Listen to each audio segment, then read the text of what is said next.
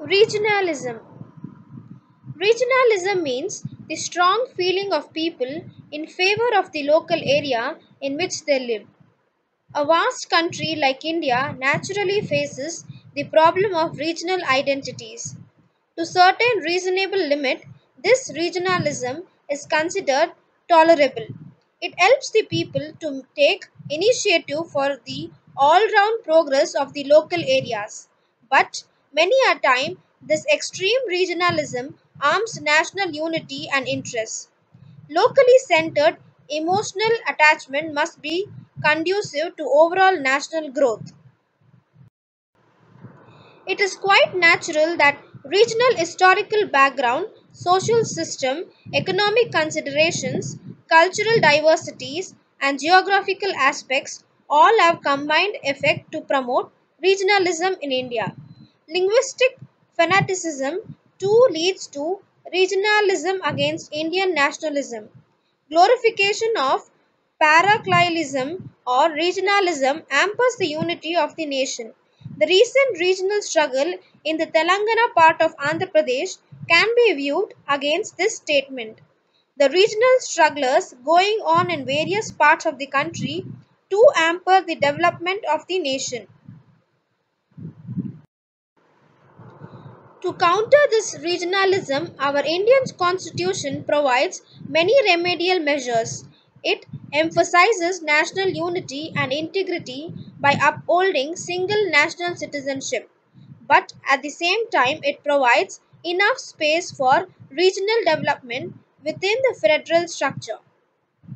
The preamble of our constitution declares, "We the people of India," and thereby stresses Indian nationalism reorganization of the states, but it should not to lead the rivalry among the states. If extreme regionalism among the states are allowed to continue, it will cause serious interstate border disputes, river water disputes, etc.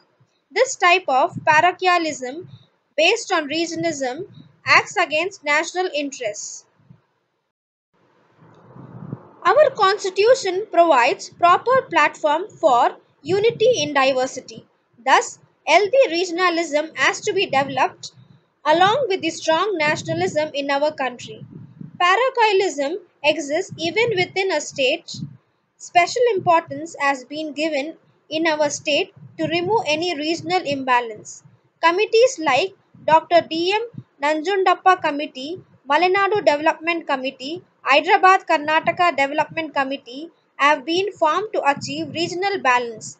The union government too has made attempts to curb parochialism by launching many projects for the development of the northeast states.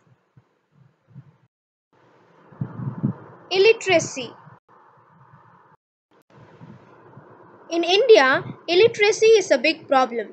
We are yet to achieve full literacy in our country. Poverty, migration, child labor, child marriage, assignment of responsibility of baby care elderly children, lack of interest to give education to children are reasons for illiteracy. Education is important for national progress. In democracy, everyone should understand one's duties and responsibility so that we can solve the problem of illiteracy. There was 12% literates in India at the time of independence. It has been enhanced to 66% in 2001. By 2011, it has increased to 74%. Still about 26% are illiterates. Hence, government has taken up many steps to eradicate this problem. Sarva Siksha Abhiyan has been launched in the year 2001 to provide free education for children of 6 to 14 years. It provides education to girls and physically challenged. In the year 1988, National Literacy Mission has also been established by Government of India to make illiterates literates. Sakshara Bharat program has been launched to eradicate illiteracy. Recently, through the Article 21 of our Constitution, Right to Education 2009 has been guaranteed. Compulsory free education has been implemented for the children between the age group of 6 to 14 years in India. Corruption. Corruption is one of major problems of public life of our nation. Practically, it is rampant in every walk of life and at every level. Corruption means an inducement to do wrong by bribery or other unlawful means. It is a departure from what is right and legally correct. It refers to improper and selfish exercise of power and influence attached to our public life. It is abuse of power for personal gains, setting aside all rules and regulations. It is like an epidemic of public life. The negative consequences of corruption are many. It adversely affects the social, economic, and political system of our country. In other words, it is anti-social and anti-economic. Corruption is politically unsound and ethically wrong. The level of corruption largely depends upon three main aspects, that is, first one, individual sense of values. Second one, the set of socially accepted values as a whole. And third one is that the system of governments or administration. Bribery, nepotism, casteism, red tapeism all come under corrupt practices. It can be noticed that at the time of election itself, unwanted corrupt activities start creeping into public life in India. Political corruption also leads to organized crimes. It may take shape of the white collar crime or public welfare offenses.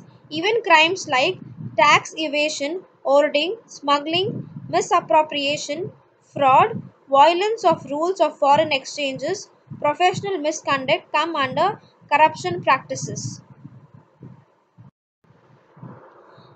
Mere cynical view of living with corruption does not improve the situation.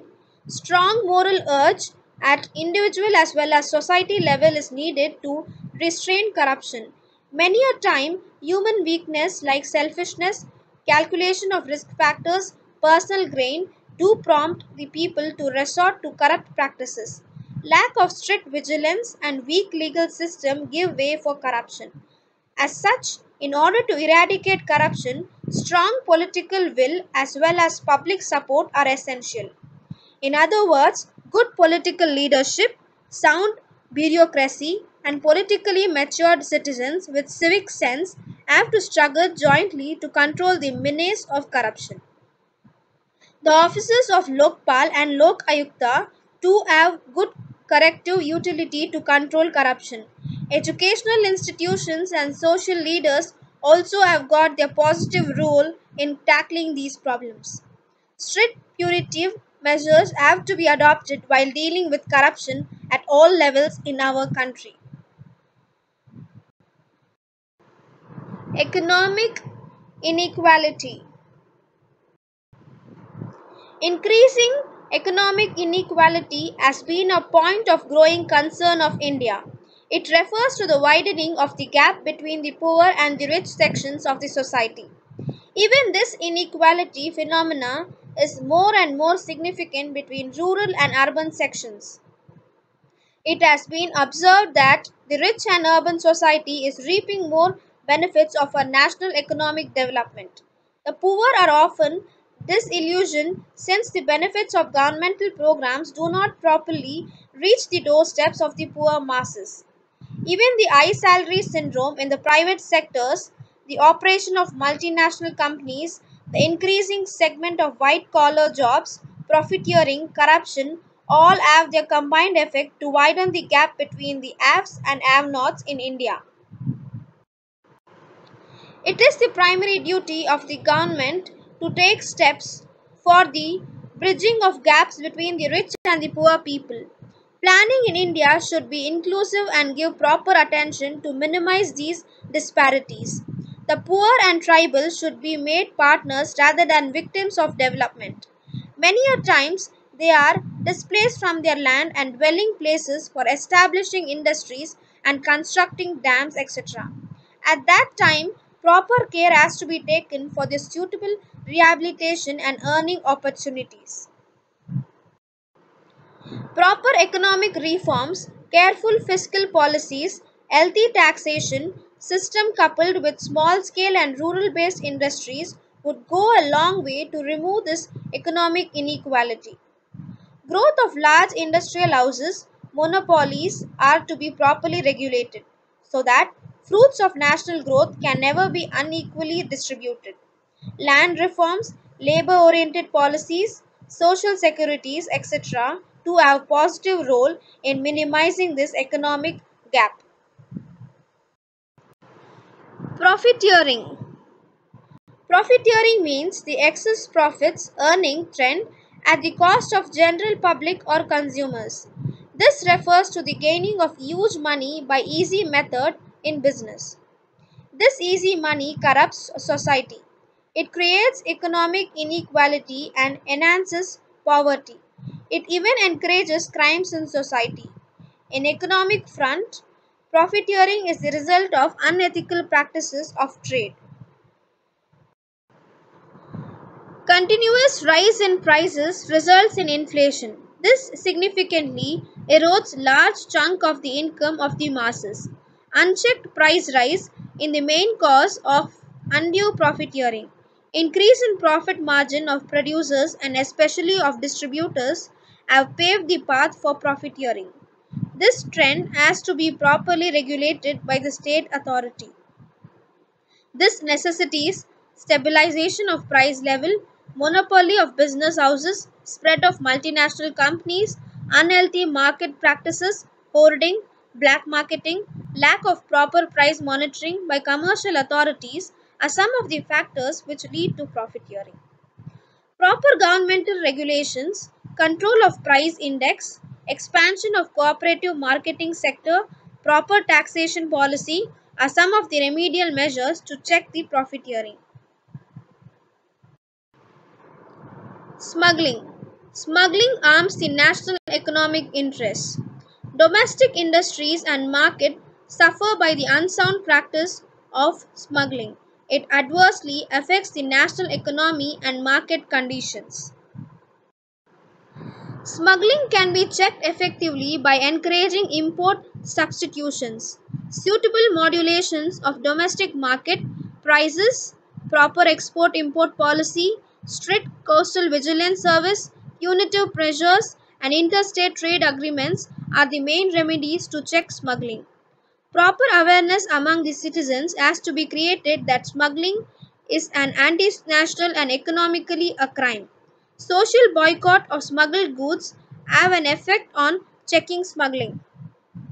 Indian citizens should not sit back thinking that the responsibility of eradicating the above mentioned ills lies solely with the government.